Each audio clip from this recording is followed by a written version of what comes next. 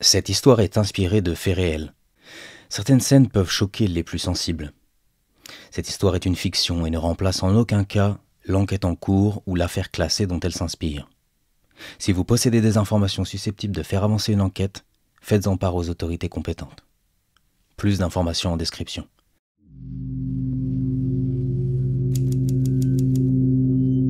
Rafadam. La disparition d'Elie Lavelle.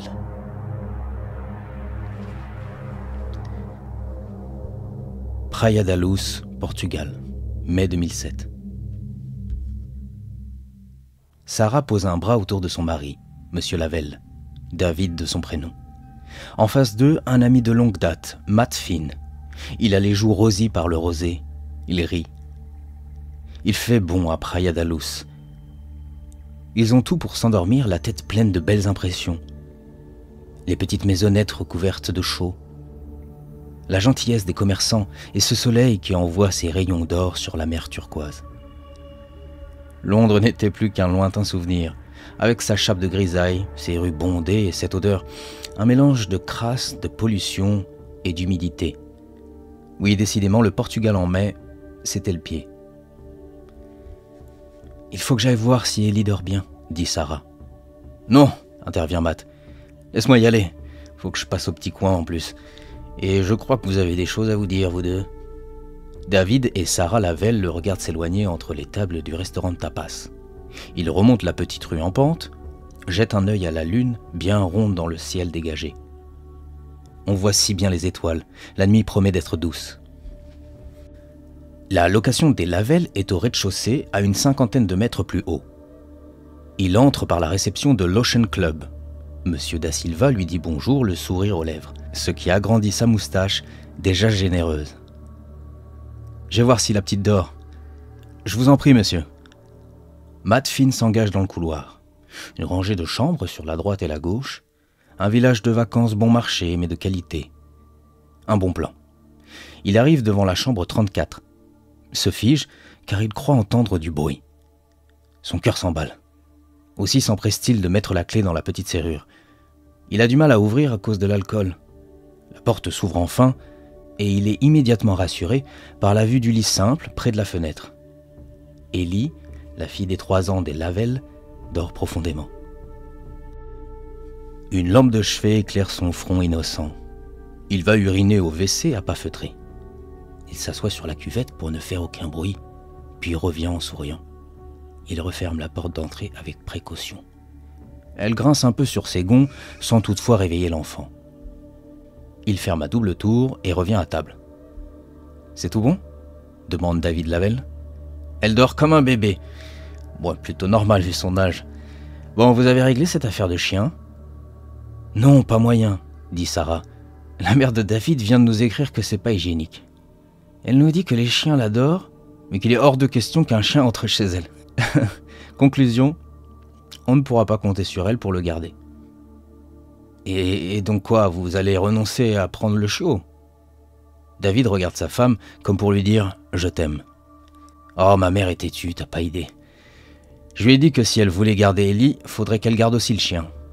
Parce qu'on fait ça surtout pour la petite. C'est devenu un sujet récurrent. Pas un jour sans qu'on ait droit au fameux « ouf, ouf ». Je ne sais pas de qui elle tient cette obsession, mais dès qu'elle voit un chien, elle court le caresser. Le serveur leur demande si tout va bien. Matt a le regard espiègle et sans même demander leur consentement, commande une autre bouteille de rosé. Ils discutent de tout et de rien. 30 minutes plus tard, Sarah Lavelle est prise d'un mauvais pressentiment. « Qu'est-ce qui ne va pas ?» lui demande Matt. « Tu t'as dit que la petite lampe de chevet était allumée ? J'ai pas tilté sur l'instant, mais j'avais tout éteint. »« Ah, bah non, la petite lampe était allumée. C'est peut-être Ellie qui l'a allumée. »« Faut que j'aille voir. Excusez-moi les garçons, je reviens. » Elle se lève, croise le regard interrogateur de son mari, puis s'éloigne avec élégance. C'est une femme qui a des manières, mais ses manières font aussi son charme. Mince et élancée, elle porte une robe blanche et une veste en jean bleu. Un coup de soleil a rougi son front. Mais la rougeur se convertira en bronzage d'ici 1 ou 2 jours. Devant la porte 34, Sarah a le cœur qui résonne dans ses tempes.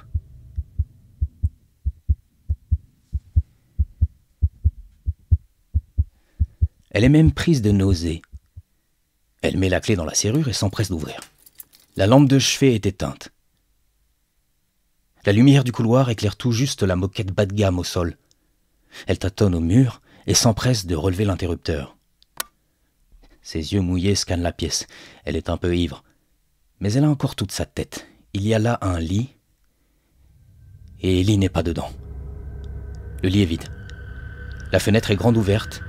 Et les volets aussi. On peut voir la pleine lune éclairer le bitume de la rue. Le sang quitte les veines de son visage. Elle parcourt la pièce, va dans la salle de bain, regarde dans la chambre à coucher, sous le lit, dans les armoires. Mais rien. « Ellie ?» dit-elle à haute voix. « Ellie ?» Aucune réponse. La fillette aux cheveux d'or est introuvable. Elle se penche à la fenêtre ouverte, mais ne voit qu'une route et une série de voitures garées le long. Sur sa droite, la rue qui mène à la plage et au restaurant de tapas. Elle pense à une fugue, mais Ellie n'a que 3 ans. Comment pourrait-elle ouvrir la fenêtre et les volets? Et pour quelle raison? La fillette est du genre obéissante, mignonne comme tout. C'est la panique. Elle pose une main sur sa poitrine et court à la réception. Il est 22 heures. Da Silva lui dit qu'il n'a rien vu. Pris lui aussi de panique, il prévient le manager du village vacances. Un vacancier en train de siroter une bière dans le hall s'approche pour aider. « Ma fille n'est pas dans sa chambre, » dit Sarah avec empressement. « Je dois prévenir mon mari. »« Je viens avec vous, » dit l'homme d'une 50aine d'années. Tous deux reviennent à la table. David se lève d'un bond. Sur la terrasse, on chuchote. « Qu'est-ce qui se passe? Je sais pas. » Le serveur s'approche pour comprendre. Matt, resté en arrière, lui explique et paie par carte à la va-vite. Les parents Lavelle sont déjà sur la route. Ils organisent les recherches. À commencer par la chambre. D'autres vacanciers se joignent aux recherches. On inspecte les environs proches. En vain. C'est alors qu'ils donnent l'alerte.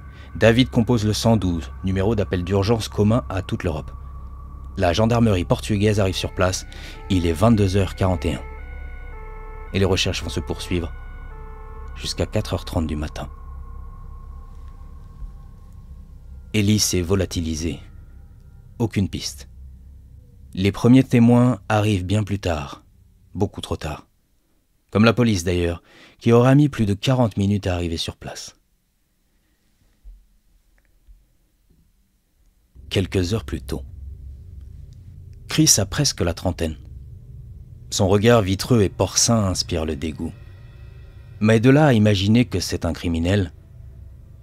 Dans ses bras, la petite Ellie. Il est surpris qu'elle ne crie pas. Elle ne pleure pas non plus.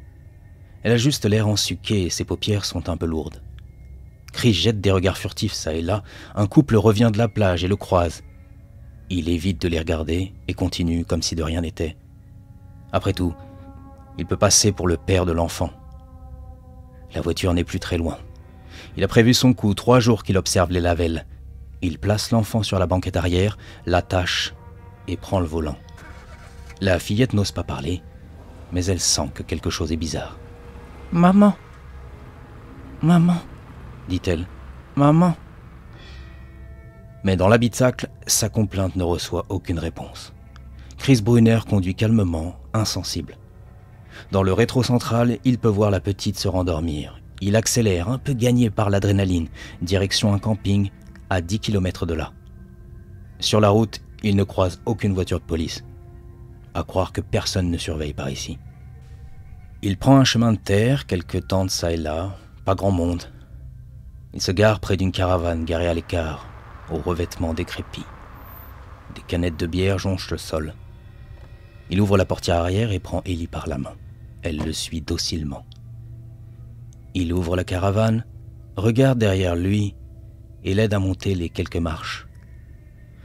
Dedans, ça sent le renfermé. Un t-shirt mouillé sèche sur la poignée du four. Tout est sale. Sur la table, un laptop plein de miettes et de taches de chocolat. Une clé USB non loin, et dedans, des centaines d'images pédophiles. Et des films, dont certains réalisés par Chris Brunner en personne. On l'y voit avec une fille de 14 ans attachée à un pilier.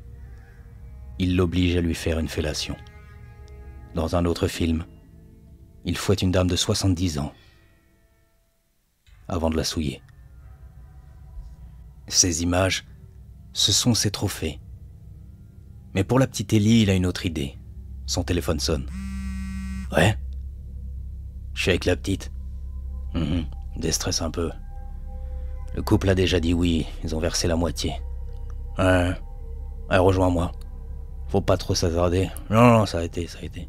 Un gars est venu voir, mais je me suis caché dans le placard. La petite a pas pleuré. Étrange. Allez, file, rejoins-moi. » Il raccroche. C'est donc ça l'idée. Revendre la petite Ellie à un couple stérile et sans scrupules qui désire un enfant. Mais maintenant qu'elle est là, devant lui, avec son petit pyjama rose, il sent l'excitation monter dans le bas du ventre. Ne vous y trompez pas. Sous ses airs d'alcoolique relativement inoffensifs, Chris Brunner est un ogre, un monstre. Et en 2007, ce n'est pas le seul récidiviste qui rôde dans la région. À ce jour, nul n'a revu la petite Ellie. On a bien retrouvé en juillet 2015 le corps en décomposition d'une fillette dans une valise. Mais les tests ADN ont révélé que ce n'était pas le corps d'Ellie. Et en février 2023, une dénommée Julie déclare avec une conviction totale être Ellie, bien des années après les faits. Tout ça à cause d'une thérapie et d'une enfance floue que ses parents refusent de commenter.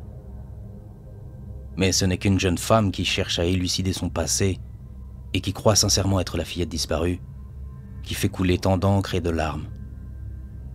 Où est Ellie Lavelle ? Personne ne le sait.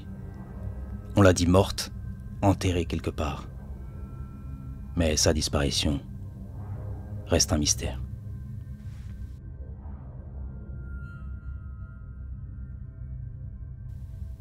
Pour protéger nos enfants et ceux des autres, soyons tous vigilants. Nos pensées respectueuses vont aux familles de la victime. Que la lumière soit faite sur cette affaire.